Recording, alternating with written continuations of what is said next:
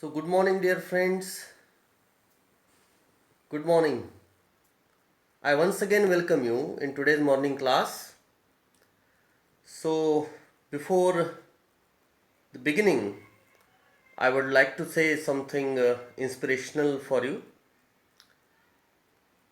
कि फलक को चाह है जहाँ बिजलियाँ गिराने की, फलक को चाह है जहाँ बिजलियाँ गिराने की, हमें भी ज़िद है वहाँ आशिया बनाने की, हमें भी ज़िद है वहाँ आशिया बनाने की. With these words, I would like to welcome you all in today's morning class, my dear friends. And I know that in this critical pandemic situation, you, I, and all, we are struggling a lot to get through with this kind of situation, especially academic of our children, academic of the students and the teachers, and each one is worried about it. But we should strive hard. We should not lie down before the difficulties, and I am before you with the second part of the Lost Spring by Anis Jung. Dear friends, look at this picture. This is the picture of a rag picker, and in other words, we can say that this boy is a child laborer. But the thing is, कि what makes this boy or such boys, such children, laborers, child laborers? There are plenty of government laws against child labor, but still we found that around 12 to 13 million uh, child laborers are there around in India, and this is the government report, my dear friends. So, Madam Anis Jung, she has incorporated this very true idea with a very good feeling, and if you go through all her works, you find in her an activist against all these evils of society, and with her very powerful words she described this particular evil of Indian society, that is child labor, rag picking, and all, with a very uh, uh, inspirational way to us. So we will start today The Lost Spring by Anis Jung. So look at this picture again. This is the dumping ground. It is called as dumping ground, which has been collected, which is usually collected, every day collected by the rag pickers from throughout the city. So the chapter deals with the plight of rag pickers and also highlights the problems of migrants and the poor families. The people, the children living in slum areas, the migrant people, migrant families, they are the real, you see, worker in this rag picking work, dear friends. For example, we take the example of Saheb and Mukesh. They are Bangladeshi children, you see. They migrated to India after 1971 on migration for in search of gold. In search of gold means in search of some precious thing, in search of bread and butter and so on. So This chapter deals with the plight of rag pickers and also highlights the problems of migrants and the poor families. The author Anis Jung is empathetic enough to express her concerns about the existing poverty and deprivation in their lives. इन बच्चों को न सिर्फ वंचित रखा जाता है, दूर रखा जाता है एजुकेशन से, बल्कि उनकी जिम्मेदारियों के कारण वो किसी प्रकार का एजुकेशन नहीं लेना चाहते. उनका ब्रेड और बटर का सवाल जो है उन्हें पढ़ाई लिखाई से वंचित रखता है. She talks to Saheb and his friends and asks them to go to school, but they gave excuses that there is no school in their neighborhood. But the fact is, their poverty doesn't allow them to take this liberty to go to school like normal children and dream something big. This is the core idea of this lesson, my dear friends, that these children, they are unable, their condition, their situation, their critical situation, their poor condition do not allow them, it does not allow them to get education. So let us now read the next part. Now after months of knowing him, I asked him his name. I means, dear friends, Anis Jung. After months of knowing him, Sahib and his friends used to come for rag picking around the neighborhood of Madam Anis Jung. So I asked him his name. She asked him his name, and he answered. He announces Sahib Alam. What is his name? Sahib Alam. Do you know the meaning of this word? He does not know what it means. If he knew its meaning, what is the meaning? Lord of the universe. Lord of the universe. He would have a hard time believing it. Unaware of what his name represents, he roams the streets with his the streets with his friends, an army of barefoot boys who appear like the morning birds and disappear at noon. ये बच्चे सुबह सुबह दिखाई पड़ते थे. Army उनके लिए बोला है क्योंकि एक साथ वो आते थे, ग्रुप में वो आते थे, और बेयरफुट, पैर में ना चप्पल है ना शूज़ है, वो आते हैं और दोपहर तक वो डिसअपियर हो जाते हैं. जैसे कि कोई चिड़ियों का झुंड सुबह आता है और दोपहर तक जो है अपने घोंसलों में वापस चला जाता है. Over the months I have come to recognise each of them. तो लगभग एक महीना हो गया था. अनीस जंग जो है लगभग सभी को पहचानने लगी थी. एक दिन उसने पूछा एक बच्चे से, why aren't you wearing chappals? I ask one. मैंने एक बच्चे से पूछा कि तुम चप्पल वगैरह क्यों नहीं पहनते?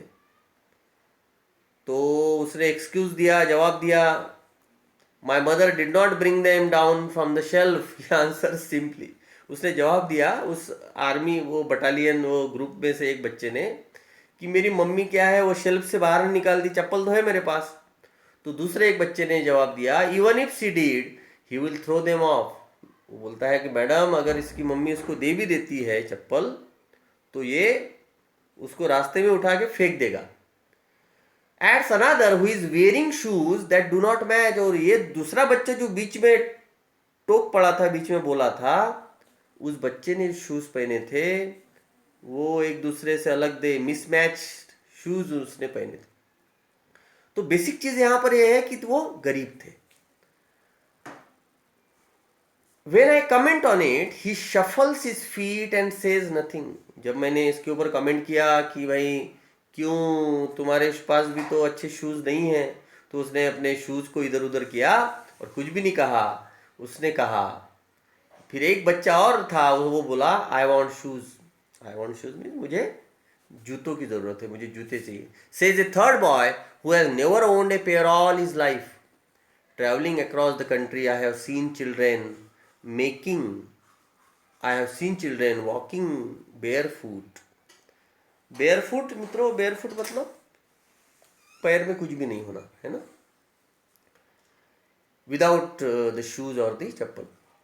Traveling across the country, I have seen children walking barefoot in cities, on village roads. It is not lack of money. It is not always the lack of money that they do not possess a shoes. It is not lack of money, but a tradition. She is talking about here a tradition to stay barefoot. In one explanation, I wonder. See the barefoot. This is called barefoot, मतलब नंगे पैर, without any shoes or slippers. See these two girls, they are asking for something in the railway station. They do not have chappals in their legs, in their feet. Yes, barefoot. This is the picture from the group, the army of the rag pickers. Yes. So this is the explanation. The writer had known Sahib for a few months. When she asked his name, he replied as if he was making an announcement that his name was Sahib Alam. The writer thought that the boy did not know the meaning of his name, and if he came to know that his name meant Lord of the Universe, जब उसको पता चलेगा कि उसके नाम का मतलब क्या है, जब उसे पता चलेगा कि उसके नाम का मतलब होता है इस पूरे विश्व का भगवान साहिब आलम, he would not be able to believe it. हो सकता है वो इस बात को बिलीव ना करे. His name was opposite to his life. इतनी अच्छी बात यहाँ पे राइटर ने बोली है मित्रों. His name was opposite to his life. उसका नाम उसके लाइफ के साथ मैच नहीं कर रहा था. He went around the streets with a group of friends. Group of friends के साथ वो घूमता है. It was like an army of boys who did not wear any footwear. Army तो है, आर्मी को हम हमेशा देखो जूते जो है, यूनिफॉर्म जूते बड़े इंपॉर्टेंट होते हैं, लेकिन यहाँ पर ये ऐसी आर्मी है जिनके पैर में ना जूते हैं ना चप्पल है. They appeared in the morning like the morning birds and disappeared at noon. Disappeared है ना, गायब हो जाना. The writer could recognize all of them as she had been seeing them for the past few months. Recognize मतलब पहचानना. So the writer asked one of them that why was he not wearing any footwear? The boy simply replied that his mother did not get them down from the shelf as they were beyond his reach. He did not wear them. Okay. See one more picture of a rag picker, my dear friends. You may come across. You must have been come across so many children like these rag pickers, deprived of education, deprived of love and care and all. One of Sahib's friends also commented that even if his mother give him the chappals, he will throw them up down the road. Then the writer commented on it, but the boy just shuffled his feet and says nothing. Then the third boy shrugged in between and asked that he wanted shoes to wear because he didn't have any. He hasn't owned a pair of shoes all his life. Then the writer talks about the custom in rural India and thinks that apart from inability to buy shoes, the rural people follow a tradition to stay barefoot. This is talking about a tradition to remain barefoot. She wonders if this was the only excuse to explain their continuing state of poverty and deprivation. So next part. I remember a story a man from Udupi once told me. Udupi is the name of a place in Karnataka. As a young boy, he would go to school past an old temple where his father was a priest. He would stop briefly at the temple and pray for a pair of shoes. एक बच्चे की कहानी वो बता रही है जो उसको जो है उडीपी के एक व्यक्ति ने उसको बताई, अनीस जंग को. और वो कहानी कुछ ऐसी है कि एक बच्चा था जो स्कूल जाता था रोज और उसके बीच में एक टेम्पल पड़ता था, ओल्ड टेम्पल, और वो जो ओल्ड टेम्पल था, उस ओल्ड टेम्पल में उसके फादर प्रिस्ट हुआ करते थे, बड़े गरीब लोग थे. And he did not possess a pair of shoes. He would stop briefly at the temple and pray for a pair of shoes. तो हर रोज वो स्कूल जाते समय वहां रुकता था और मंदिर के सामने वो शूज के लिए प्रेयर प्रार्थना करता था भगवान के पास. 30 years later, I visited his town and the temple, which was now drowned in an air of desolation. In the backyard, where lived the new priest, there were red and white plastic chairs also. अब उनकी परिस्थिति थोड़ी बदल गई थी 30 साल के बाद जब इसने विजिट किया. वो मंदिर तो अपनी अच्छी अवस्था में नहीं था, डेजोलेशन की स्थिति में था, बुरी अवस्था में था. लेकिन पीछे जो प्रिस्ट जो था, वो प्रिस्ट वहां पर नहीं था, नया प्रिस्ट था. They were red and white plastic chairs. A young boy dressed in a grey uniform wearing socks and shoes arrived panting and threw his school bag on a folding bed. एक बच्चा, शायद वो priest का बच्चा था, नई generation का बच्चा था, वो बच्चा वहां पे आया और उसने देखा, अरे ये बच्चा तो शूज भी पहना है, सॉक्स भी पहना है और अच्छा यूनिफॉर्म में, ग्रे कलर का यूनिफॉर्म में पहना है, स्कूल से वो आया है. तो कंपेयर करने लगी 30 साल पहले के उस बच्चे से जो बच्चा भगवान के पास प्रेयर करता था. किस चीज की? शूज की. तो शायद हो सकता है ये जो न्यू प्रिस्ट है ये वही बच्चा है जिसके पास जूते नहीं हुआ करते थे, लेकिन अब इसके बच्चे के पास जूते हैं तो इनकी परिस्थिति बदल गई,